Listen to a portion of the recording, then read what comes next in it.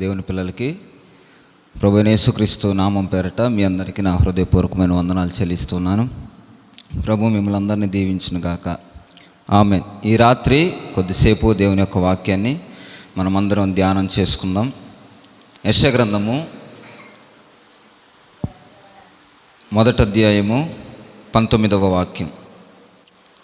యెషయా గ్రంథము 55వ అధ్యాయము 3వ వాక్యం. ఈ 2 వచనాలు త్వరగా చదవండి.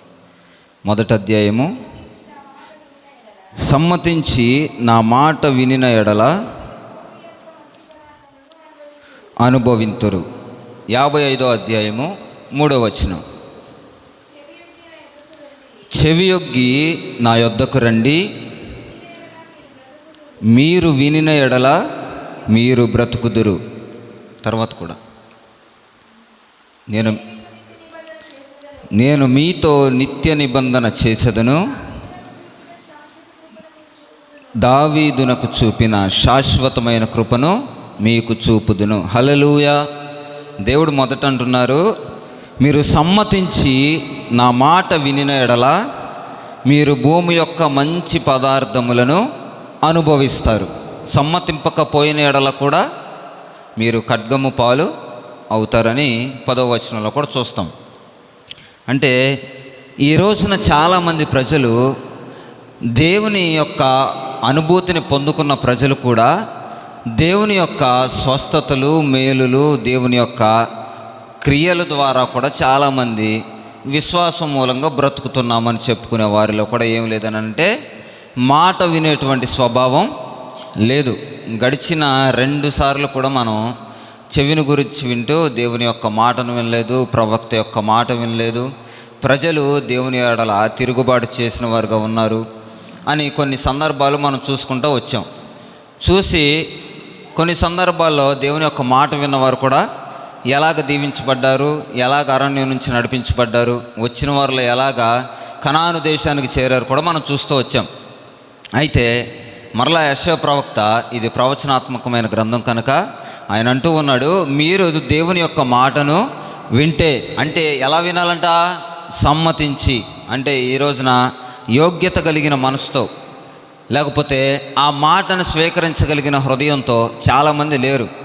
గట్టిగా వాక్యం తగిలితే, పాస్టర్ గారికి ఎవరో చెప్పారు, నా గురించి నిన్నే మేమిద్దరం మాట్లాడుకున్నది, మా ఇద్దరు నుంచి బయటికి సేవకుని దాకా వెళ్ళిందంటే ఖచ్చితంగా వాడే చెప్పుకుంటాడు, ఖచ్చితంగా ఆమె చెప్పుకుంటుంది. ఎవరో చెప్పాల్సిన అవసరం లేదు. రెండో విషయం చెప్పాలంటే, ఇక్కడ నిలబడి మాట్లాడిన ఉన్న ప్రతి ఒక్కరు కూడా ఎలా మాట్లాడాలి అంటే మనిషిని టార్గెట్ చేసి అసలు మాట్లాడాల్సిన అవసరమే లేదు. ఎందుకంటే ఒక మనిషిని గురించి వాక్యం చెప్పినంత మాత్రాన వారు మాట్లాడని అసలు ఎక్కడా చెప్పబడినట్లు లేదు.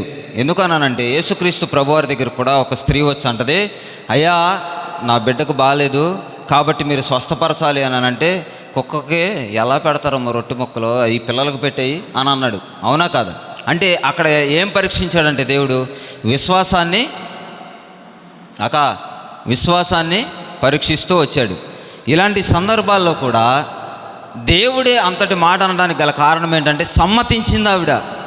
సమ్మతించి దేవుని యొక్క మాటను విన్న తర్వాత తగ్గించుకుంది, మంచి పదార్థములను ఆవిడ అనుభవించింది. మనం చూస్తూ వస్తే యెహోషువ గ్రంథంలో కూడా ఒక మాట మనకు కనబడుతూ ఉంటుంది. ఏంటంటే వేగుల వారిని పంపించి మీరు చేయవలసిన పని ఏంటంటే వాళ్ళ బలగం ఎంత, వాళ్ళ రాజస్వం ఎంత, వాళ్ళు ఎలా ఉన్నారు ఏంటి అని వేగుల వారిని పంపిస్తే వెళ్ళిన వారిలో చాలామంది ఏమయ్యారు? బలహీనులైపోయారు వాళ్ళని చూసి. కానీ 2 మాత్రం వాళ్ళు పెద్ద బలవంతులేం కాదయ్యా, మనకు తోడున్న వాడికంటే వాళ్ళు చాలా బలహీనులు అని చెప్పి తర్వాత 2 వెళ్ళిన వారిని మాత్రం ఒక ఆవిడ రక్షించిందంట, ఒక ఆవిడ కాపాడిందంట, ఒక ఆవిడ దాచిపెట్టిందంట. ఆవిడ కనానీయురాలు. అప్పటికి వీళ్ళు కనాను దేశం చేర్చబడలేదు. ఆ కనాను దేశంలో ఈవిడ ఎక్కడ ఉంటుందంటే చాలా ఎత్తాటి ప్రదేశంలో ఉండేటువంటి స్త్రీ, ఎవరు ఎంపిక చేయనటువంటి స్త్రీ. ఈవిడ్ని ఎవరు పట్టించుకునేవారు కాదు. ఈవిడ వృత్తే వేశ్యాంగం. అలాంటి పరిస్థితిలో ఉన్న ఆవిడ్ని కూడా దేవుడు లక్ష్య పెట్టాడు. ఎలాగా అంటే ఈ యొక్క దేశమంతా దేవుని భయం చేత నిండుకుంటుంది, ఈ దేశమంతా ధైర్యము కోల్పోతారు అనేటువంటి సందర్భాలు ఆవిడ నోటి నుంచే వస్తాయి. నేను చూస్తాను, నాకు అర్థమవుతుంది అని మాట్లాడుతుంది ఆవిడ. చూడండి, యెహోషువ గ్రంథం 2వ అధ్యాయము 8వ వాక్యం నుంచి 12వ వాక్యం వరకు ఒక్కొక్క వచనం చూద్దాం.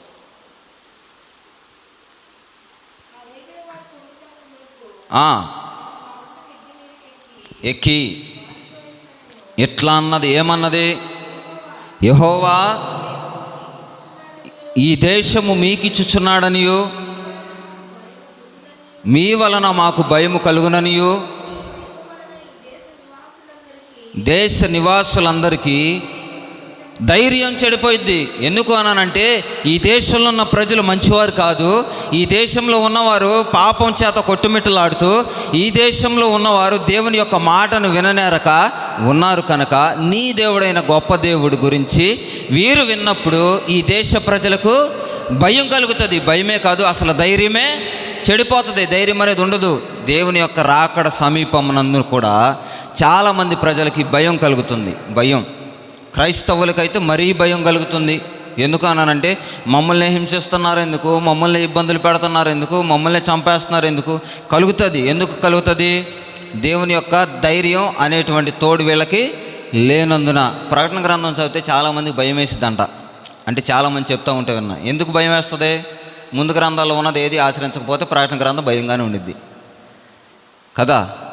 ముందు ఆలరానుడికి సంతకం పెట్టడం రాదు, ఆలరానుడికి గుణింతాలు రావు, వర్ణమాల తెలియనోడికి ఇంకా సంతకాలు పెట్టడం లేకపోతే అప్లికేషన్ ఫిల్ చేయడం అసలు రాదు. అందుకనే ఆది కాండం నుంచి ప్రకటన గ్రంథం వరకు చెప్పబడిన మాట నేను చాలాసార్లు ఇష్టపూర్వకంగా చెప్పే మాట ఏంటంటే, బహిర్గతంగా అయితే కాదు కానీ చాలా ఆంతరంగికంగా ఈ మాటలు కనబడతాయి. ఆదాము హవ్వల మాట వినలేదు, కొంచెం ముందుకు వచ్చాక కయ్యూను మాట వినలేదు, యాకోబు కూడా మాట వినలేదు, యాకోబు కూతురు మాట. అంటే బైబిల్లో దేవుని మాటను చాలామంది తిరస్కరించుకుంటూ వచ్చారు. వచ్చినటువంటి సందర్భాల్లో ఇదే ఇశ్రాయేలీయుల జనాంగం గురించి రాహాబు అనే స్త్రీ ఆవిడేం మాట్లాడుతున్నానంటే, మీ దేవుని గురించి నేను విన్నాను, ఆయన చాలా గొప్ప దేవుడని నేను విన్నాను, అందువలన ఈ పాపం చేస్తూ ఈ దేశంలో ఉన్న మాకు భయము కలుగుతుంది. ఏం కలుగుతుందంట? భయము కలుగుతుంది. అసలు ధైర్యమే చెడిపోతుంది. దేవుని మాటను ఎప్పుడో అరాకొరగా విన్న వాళ్ళకి అంత భయం పుడితే, ప్రతిదినం వాక్యం విని, ప్రతిదినం వాక్యం చదివి, ప్రతిదినం మోకరించి ప్రార్థన చేసి దేవుని యొక్క దర్శనాలు, దేవుని మేలులు అన్నీ పొందుకున్న మనకి భయం కలుగుతుందా? భయం లేదు. అంతే. ఈ రోజున వాక్యం చెప్పబడుతూ ఉన్నప్పుడు నాకు కాదులే అనుకునేవారు చాలామంది ఉన్నారు, కానీ నాకు అనుకునేవారు చాలా తక్కువ మంది అయిపోయారు. చూడండి, మొన్న వారం చెప్పబడినట్లు అనేక సభల్లో ప్రాంగణాలు నిండిపోతున్నాయి, ప్రజలు కోకొల్లలుగా వస్తున్నారు. అయినప్పటికీ వారిలో ఏం లేదు? భయం లేదు. చంపేస్తున్నారని భయం. ఎందుకు భయం? మనం చేయకూడని మాటలు, అనకూడని మాటలు, చెప్పకూడనటువంటి ప్రదేశాల్లో కొన్ని చెప్పాల్సిన అవసరం మనకి లేదు. నీ నోటి మాటలను బట్టి నీవు చిక్కుపడకూడదు. నీ నాలుకను నీవు కాపాడుకో. చాలా సందర్భాల్లో 32 పళ్ళు ఒకదాన్నే బ్రతుకులాడతాయంట. దేన్ని? ఈ నరము లేని నాలుకను. ఇది ఎటు తిరిగితే అటు, ఎటు తిరిగితే అటు. వాడి కోపం వస్తే గోపు పగలు కొడితే పళ్ళు రాలుతాయి, ఇంకొంచెం ఎక్కువ మాట్లాడితే వీపు పగిలిపోద్ది. అందుకనే దీన్ని బ్రతుకులాడుకోవాల్సినంత అవసరం ఏంటనంటే దేవుడు చాలా చక్కగా చెప్పాడు. జ్ఞానవంతులు తమ మాటలను పొదుపుగా మాట్లాడతారంట, లేకపోతే వాళ్ళు మాటలు వదరబోతుతనంగా మాట్లాడే వాళ్ళు ఉంటారు. అందుకే లేఖనాలు సెలవిస్తూ ఉన్నాయి, మేము విన్నామయ్యా, మేము చూసామయ్యా అని చెప్పకుండా నీ దేవుణ్ణి బట్టి మాకు భయం కలుగుతుంది. ఎప్పుడో ఒకసారి విన్నారు, మిద్ది మీద ఎక్కడో కూర్చొని ఆవిడేదో చేసి ఆ పాపంలో ఉండి కూడా దేవుని మాటల గురించిన భయం కలుగుతుంది. కళ్ళార చూసి చెవులారా విన్న పేతురు ఒకసారి ఏం చేశాడనంటే, ఇంకో విషయం చెప్పాలంటే యేసు ప్రభు వంట చేస్తే కూడా తిన్నారు వీళ్ళు చేపలు. అంత ధన్యత అసలు వీళ్ళకి. ఇలాంటి వాళ్ళు కూడా ఏం చేశారనంటే దేవుణ్ణి విడిచిపెట్టి వెళ్ళిపోయారంట, దేవుని మాటను తిరస్కరించారంట. ఒకానొక సందర్భంలో దేవుడు అడుగుతాడు, నన్ను మీరేమనుకుంటున్నారు, ప్రజలు ఏమనుకుంటున్నారంటే, అందరూ అనుకున్నట్లేనయ్యా, ప్రజలైతే ఏలియా ప్రవక్త అనుకుంటున్నారు, ఇర్మియా ప్రవక్త అనుకుంటున్నారు, మేము కూడా అలాగే అనుకుంటున్నామంటే పేతురు గారు అంటారు, ఇది దేవుని వలన తెలపబడిందే కానీ మనుషులు మాత్రం నీకు తెలపలేదయ్యా అని యేసు ప్రభు వారు పేతురు గారి గురించి సాక్ష్యం ఇస్తాడు. అక్కడ ఏమని అంటాడంటే, నువ్వు సజీవుడవైనా దేవుడవై అని చెప్పి లేఖనం ద్వారా పేతురు గారు మాట్లాడతారు. అంటే మిగతా వాళ్ళు మాట్లాడకపోవడానికి గల కారణం, ఈయన మాట్లాడడానికి గల కారణం, కొన్ని సందర్భాల్లో తొందరపాటుతనమే ఒక మంచి గుణం, కొన్ని సందర్భాల్లో ముచ్చుతనమే ఒక మంచి గుణం. ఆడు ముచ్చుతనంగా ఉన్నాడని ఆడేం మాట్లాడట్లేదని ఆడు చేతకాని వాడు కాదు, తొందరపడి మాట్లాడినవాడు చేతకాని వాడు కాదు. దేవుడిచ్చిన లక్షణం అదంతే. అయితే పేతురు ఇలా మాట్లాడిన వాడు మరలా అదే పేతురు. యోహాను సువార్త 21వ అధ్యాయం, త్వరగా యోహాను సువార్త 21వ అధ్యాయం మొదటి 2 వచనాలు. యేసు ప్రత్యక్షపరచుకొనెను విధమేదనగా సీమోను పేతురును, దిదుమ అనబడిన తోమాయు, నతానీయులను, జబదయి కుమారులను, ఆయన శిష్యులలో మరి 2 కూడి ఉండిరి. ఇక్కడ చాలా స్పష్టంగా దేవుడు లేఖనాన్ని వ్రాయించారు. చూడండి, ఆయన ప్రత్యక్షపరచుకున్న తర్వాత ఇంచుమించు 6 ఉన్నారు అక్కడ. లెక్క పెడితే ఇంచుమించు 6 ఉన్నప్పుడు, వీళ్ళందరూ ఒక చోట ఉన్నప్పుడు ఆయన చూడండి 3వ వచనం చూడండి అన్న. సీమోను పేతురు చేపలు పట్టబోదునని వారితో అనగా, వారు చాలు అసలు చూసారా, ఆయన ఏమన్నాడు, చేపలు పట్టబోదునని అని చెప్పాడు. నేను చేపలకి వెళ్తున్నాను రబ్బాయి అన్నాడు అంతే. మీరు వస్తారా అని అడిగాడా? లేదు. పోనీ నాతో పాటు రండి అని ఆజ్ఞాపించాడా? లేదు. ఈయన ఏం చేశాడనంటే, వెళ్తున్నాను అని చెప్పాడు అంతే. ఈ స్టేట్మెంట్ ఏంటంటే, ఇంచుమించు 6 ఉన్నారు, 6 ప్రార్థన చేసుకుందామని ఎప్పుడన్నా తీసుకెళ్ళాము మనం? మనతో పాటు ఉన్న వాళ్ళని, లేకపోతే ఒక 2 తీసుకుని వెళ్ళామా? లేకపోతే నేనే ప్రార్థనకి వెళ్తున్నానంటే వచ్చేవాడు ఉన్నాడా? రాడు. పాపం చేద్దామంటే వెళ్ళేవాళ్ళు ఉన్నారు. ఇదే లూకాసు వార్త 5వ అధ్యాయంలో మొదటి వచనాల్లో ఉంటుంది. పేతురు లేకపోతే తక్కిన శిష్యులు వలలు కడుగుతూ ఉన్నారంట. అంటే ఏం చేశారు? వలలు వాళ్ళ హృదయాలను కడుక్కుంటున్నారు. వాక్యాన్ని విన్నప్పుడు అలా ఉంటున్నారు. వాక్యం అంతా మన దగ్గర లేదు, దేవుని తోడు మనకు లేదు, లేకపోతే ఏదో ఒక మనకు సంభవించకూడనటువంటిది కీడు సంభవించింది అన్నప్పుడు వీళ్ళు మరలా ఏం చేస్తున్నారు? లోకం తట్టు వెళ్ళిపోతూ ఉన్నారు. దేవుని మాట విని దేవునితో పాటు నడిచి ఎన్నో అద్భుత కార్యాలు, ఆశ్చర్య కార్యాలు దేవుడు చేస్తే వీళ్ళు చూసి ఏం చేశారంట? కనాను స్త్రీ గురించి ఒక మాట చెప్పడం మర్చిపోయా. ఆవిడ కేకలేసిందంట, అయ్యా మన వెనకమాల వస్తుందయ్యా, ఈవిడ వదిలిపెట్టేటట్టు లేదయ్యా అని బ్రతుములాడారంట శిష్యులు. అప్పుడు దేవుడు ఆవిడతో మాట్లాడారు. అప్పటి వరకు దేవుడు మాట్లాడలేదు. అంటే ఇంత బ్రతుములాడించి మేలులు కూడా ఇతరులకు చేయించిన శిష్యులు ఇప్పుడు ఏమైపోయారు? ఆయన మాట ఏమైపోయింది? వాళ్ళకి ధైర్యంగా ఉన్నటువంటి పరిస్థితులన్నీ ఇప్పుడు అధైర్యపడాల్సినంత అవసరం ఎందుకు వచ్చింది అంటే, దేవుడి తోడు మనకి లేదు. అంతకుముందు ఆయన ఏం చెప్పాడు?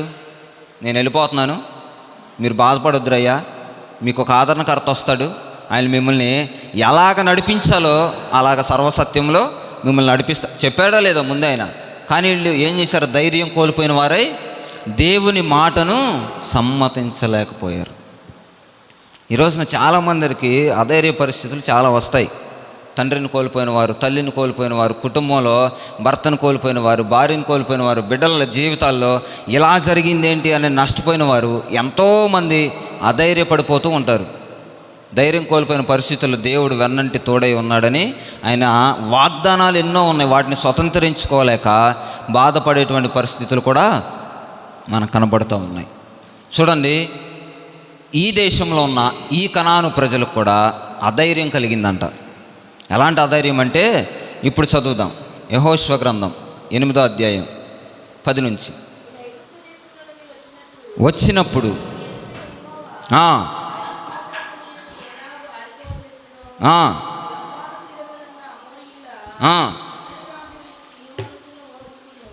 ఒక్క నిమిషం. ఐగుప్తు దేశంలో ఎర్ర సముద్రపు నీరు, చాలు ఇక్కడ ఆగుదాం. ఎర్ర సముద్రపు నీరును ఎలాగ ఆరిపోజేసను. ఇశ్రాయేలు ప్రజలు ఆరిన నేలను నడుచుకుంటూ కూడా వచ్చారు. అదే ఇశ్రాయేలు ప్రజలు సముద్రాన్ని చీల్చేటప్పుడు కూడా వాళ్ళు చూశారు. అదే ఇశ్రాయేలు ప్రజలు సముద్రంలో నడిపించబడక ముందే వెనకమాల ఫరో సైన్యం వస్తుంటే కూడా వాళ్ళ కళ్ళారా చూశారు. ఆ ప్రజలే మరలా ఏమైపోయారనంటే, ఈ యెషయా ప్రవక్త అంటున్నాడు, మీరు సమ్మతించి దేవుని యొక్క మాటలను వినట్లేదు, మీరు సమ్మతించి దేవుని యొక్క మాటలను గైకొనట్లేదు. కనుక మీరు ఆశీర్వాదం పొందుకోవాలంటే ముందేం చేసేవాళ్ళు, కష్టం వచ్చేసరికి, అయ్యా ఎందుకు తీసుకొచ్చావయ్యా, చంపడానికి తీసుకొచ్చావా, మాకు ఐగుప్తులో సమాధులు లేక తీసుకొచ్చావా, మేము అక్కడ తిన్న దోసకాయలు, కీరకాయలు, కాకరకాయలు మాకు చాలా బాగున్నాయి, మీరు ఎన్ని మాంసాలు పెట్టినా ఈ సముద్రం అగాధంలో మమ్మల్ని చంపడానికి తీసుకొచ్చినట్టున్నామని ప్రతిసారి వాళ్ళు సనిగారు. సనుగు ఊరికి వచ్చే సొత్తు అంట. ఇంట్లో ఉన్న వచ్చిద్ది, బయట ఉన్న వచ్చిద్ది, మందిరంలో ఉన్న వచ్చిద్ది, ఆశీర్వాదం రాకపోయినా వచ్చిద్ది, మేలులు పొందుకున్నా వచ్చిద్ది, దీవెనలు పొందుకున్నా వచ్చిద్ది, ప్రార్థనకు బయలుదేరాలని వచ్చింది, ప్రార్థన నుంచి రావాలని వచ్చింది. ఏంటిది ఇది? సనుగు. దీనికి ₹10 ఖర్చు పెట్టే పనే లేదు. కొంతమంది చూడండి, ఎక్కడున్నా సనుగుతూనే ఉంటారు. లేచి మీకేనేం పని చేసి పెట్టాలి, నాకు చేసి పెట్టేవాళ్ళు ఎవరు లేరు, వీళ్ళ ముడ్డు నేనే కడగాలి, వీళ్ళ మూతి నేనే కడగాలి, అన్నీ నేనే అంటే చిన్న చిన్న విషయాలకు నువ్వు సనిగితే దేవుడు అన్ని గొప్ప కార్యాలు చేస్తూ, మోషే కూడా ఒకసారి అధైర్యపడిపోయి, నన్ను చంపే ప్రభు, వీళ్ళకి మాంసం ఎక్కడ తీసుకొచ్చి నేను పెట్టను, వీళ్ళు మాంసాపేక్షలుగా ఉన్నారు అని ఆయన కూడా అధైర్యపడిపోయాడు. ఇప్పుడు నడిపించిందేమో దేవుడైతే, బాహుబలం చేత మోసింది ఆయన అయితే, ఆయన అంటాడు కదా, నా బిడ్డలను నా రెక్కల మీద నేను మోసుకొని వచ్చానని ఆయన అంటుంటే, ఈయన మాత్రం నేను ఎక్కడ పెంచను, నేను కన్నానా, నేను పోషించాలా అని ఈయన బాధపడతాడు. ఇలాంటి సందర్భాల్లో ఇశ్రాయేలు ప్రజలతో దేవుడు మరలా ప్రవచనాత్మకంగా ఏం మాట్లాడుతున్నాడంటే, సమ్మతించండి. లోకంలో ఉన్న ప్రజలే, చాలామంది లోకంలో ఉన్న ప్రజలే దేవుని మాటను వింటారు, చాలా వరకు సమ్మతిస్తారు. దేవుని వాక్యాన్ని గైకొని దేవుని నిజరక్షకుడిగా అంగీకరించి బాప్తిస్మం అనేటువంటి సూచన ద్వారా కూడా దేవునికి దగ్గరైన ప్రజలే ఈ రోజున దేవుని మాటను వినట్లేదు. మనకెందుకంటే రాజకీయాలు, సంఘంలో రాజకీయాలు, బయట రాజకీయాలు. ఆడు పాట పాడితే ఓర్చుకోలేరు, వీళ్ళు పాట పాడితే ఓర్చుకోలేరు. ఎంతమంది లేరు ఇలాంటి వాళ్ళు? దేవుడు అంటున్నాడు, మీరు సమ్మతించండి, భూమి యొక్క మంచి పదార్థములను అనుభవిస్తారు. కింద వచ్చిన కూడా చదవండి. యెహోషువ గ్రంథం ముగించేస్తాను నేను. యెహోషువ గ్రంథం 8:11.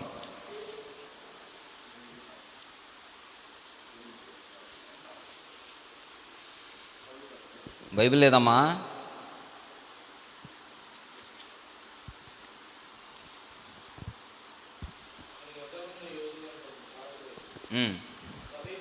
సమీపించి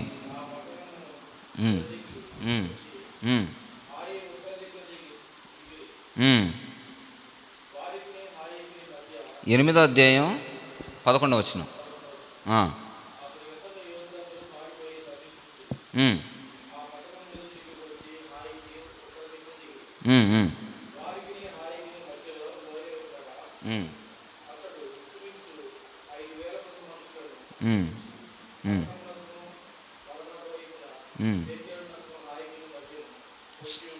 సారీ 2వ అధ్యాయం 11వ వాక్యం. మేము వినినప్పుడు మా గుండెలు కరిగిపోయాను. చూడండి, ఆ మాట ఉంటుంది. 2వ అధ్యాయము 11వ చదవండి అది ఒకసారి.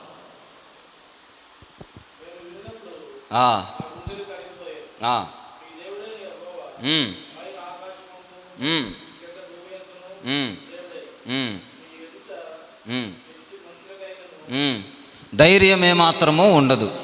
చూడండి, దేవుని పిల్లలు ఈ మాట చెప్పట్లేదు, కానీ దేవుని యొక్క మాటను అరాకొరా విన్నటువంటి స్త్రీ ఏమంటుందనంటే, పైన ఆకాశం అందే కానీ కింద భూమి అందే కానీ ఎక్కడున్న మీ దేవుడు మాత్రమే దేవుడు.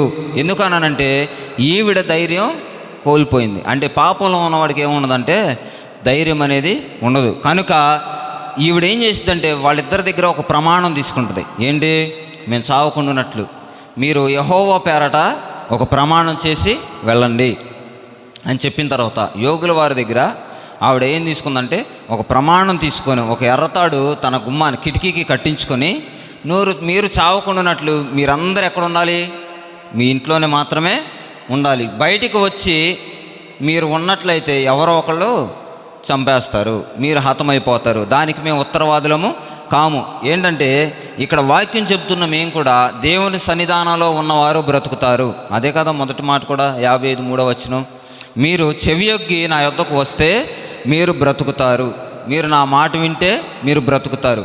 అదే రీతిగా రాహాబ్ అనే స్త్రీకి కూడా చెప్పిన మాట ఏంటంటే, మీ కుటుంబ సభ్యులందరూ, మీ అన్నలే కావచ్చు, అక్కలే కావచ్చు, చెల్లెళ్ళే కావచ్చు, తండ్రి బిడ్డలు ఎవరైనా కావచ్చు, మీరందరూ బ్రతుకు నిమిత్తం మీరేం చేయాలనంటే ధైర్యం కోల్పోకుండా మీరు లోపల మాత్రమే ఉండాలి. బయటకు వస్తే, బయట ఉంటే మీరు సంహరించబడతారు. దానికి మేము ఉత్తరవాదులము కాము. అది యెహోవా పేరట చేయదగినది కూడా కాదు. మేము ప్రమాణం చేస్తున్నాము, మీరు ఎవ్వరికీ తెలపకుండానట్లుగా జాగ్రత్త పడండి. ఈ వాక్యాన్ని విన్న మీరైనా సరే దేవుని సన్నిధానమైన ఇంటిలోనికి రండి. మీరు వినకపోతే దానికి మేము చేయదగింది ఏది లేదు. అందుకే యెషయా ప్రవక్త అంటున్నాడు, మీరు చెవియొగ్గి నా మాటలను ఆలకించిన ఎడల మీరు బ్రతుకుతారు. ఈరోజు వాక్యం ఏంటంటే, చెవియొగ్గి దేవుని మాటను ఆలకించడమే కాకుండానట్లుగా సమ్మతించి కూడా ఆయన మాటలను వినిన ఎడల మంచి పదార్థములను అనుభవింతుముగాక. ఆమెన్. ఈ వాక్యాన్ని దేవుడు మన వినికిల్లో స్థిరపరచి బలపరచునుగాక.